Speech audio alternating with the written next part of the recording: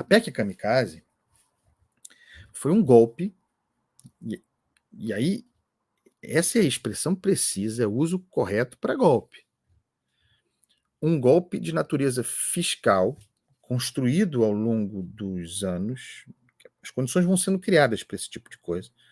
Primeiro se testou a embocadura da mordida e o interesse do parlamento em arrebentar de vez com que houvesse do teto de gastos naquela ocasião, das outras regras, de responsabilidade fiscal, regra de ouro, veio a PEC dos precatórios.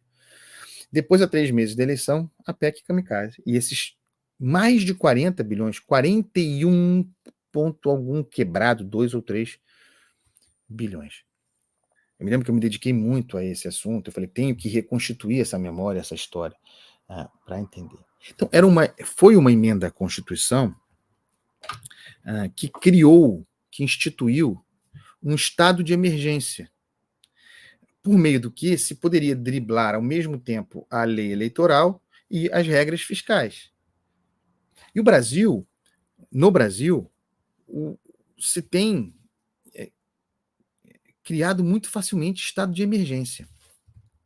É muito fácil criar estado de emergência. É muito fácil aprovar a emenda à Constituição com estado de emergência e se valer de uma emenda à Constituição para proteger os agentes desse movimento golpista. Bolsonaro sentia, em função dos seus erros, que seria o primeiro presidente a não se reeleger, até Dilma Rousseff se reelegeu.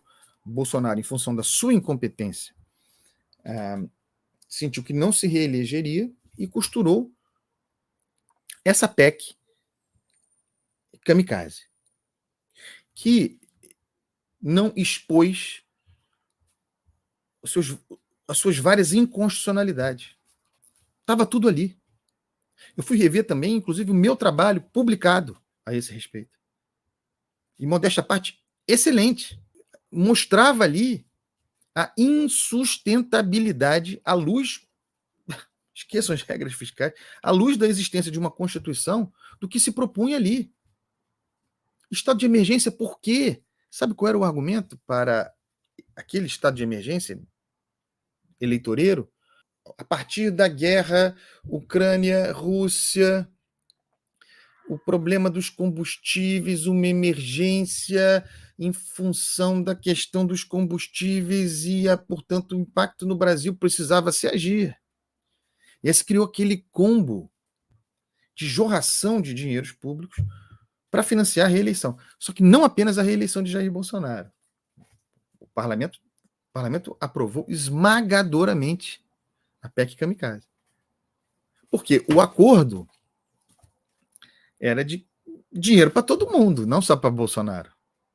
Certo? O parlamento queria aquele dinheiro, já sob a lógica há muito tempo, do quer rir, tem de fazer rir. O que desse dinheiro virá para nós? De que maneira poderíamos nos capitalizar político-eleitoralmente com esses dinheiros? E assim foi bom para todo mundo.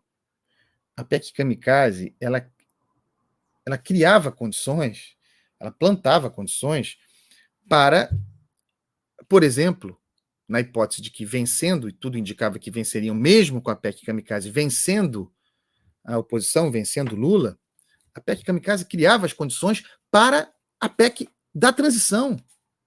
Tudo muito próximo. Era o espírito do tempo. Desordem fiscal absoluta. Aprovamos a PEC Kamikaze para Bolsonaro. Agora, transição do governo, eu quero a minha PEC Kamikaze. Eu quero a minha PEC da transição.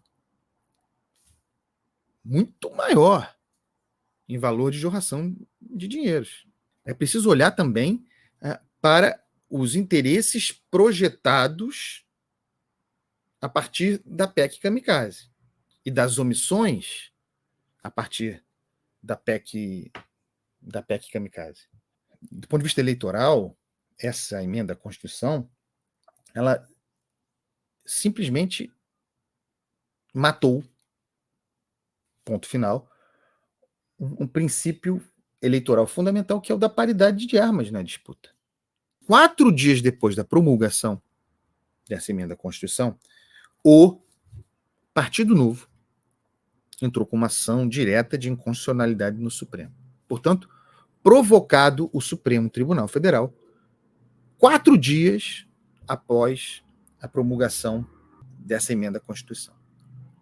O que significa que as condições estavam dadas para que o Supremo agisse, controle de constitucionalidade, para fazer cessar os efeitos ainda não existentes, 4 dias depois, dessa emenda à Constituição.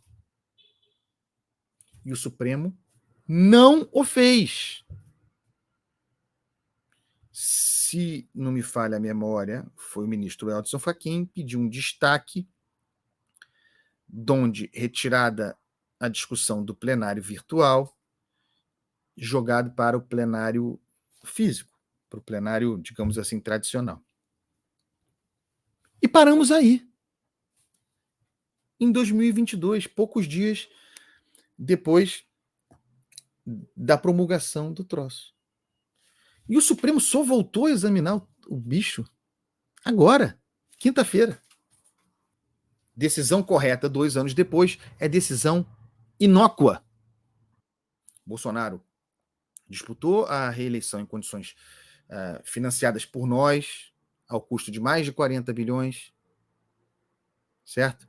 Depois, com esse espírito do tempo posto, veio uma segunda PEC kamikaze, que foi a PEC da transição, jorrando mais de 150 bilhões na economia brasileira em 2023. As coisas estão ligadas, uma à outra. E o Supremo deixou passar. Por quê? Eu não vejo muita diferença da posição do Supremo para a posição do Parlamento. Só que o Parlamento é a casa política. Vamos admitir que o Parlamento estivesse acuado, a oposição acuada diante da jogada político-eleitoral de Bolsonaro, se sentisse pressionado, se votar contra vai pegar mal, vai ser explorado contra nós e tal, e coisa. O Supremo deixou passar sob esse mesmo ânimo? Por que o Supremo não se posicionou, não fez, na hipótese de que não tenha lido, não fez a leitura do que estava em jogo, provocado que estava, para fazer cessar esse troço?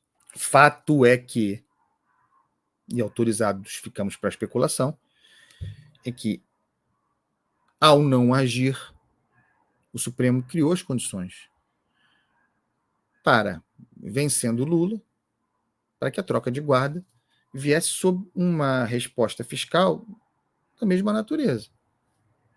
A PEC kamikaze. Aprovou a PEC da transição, aprovou a PEC kamikaze, aprova agora a PEC da transição.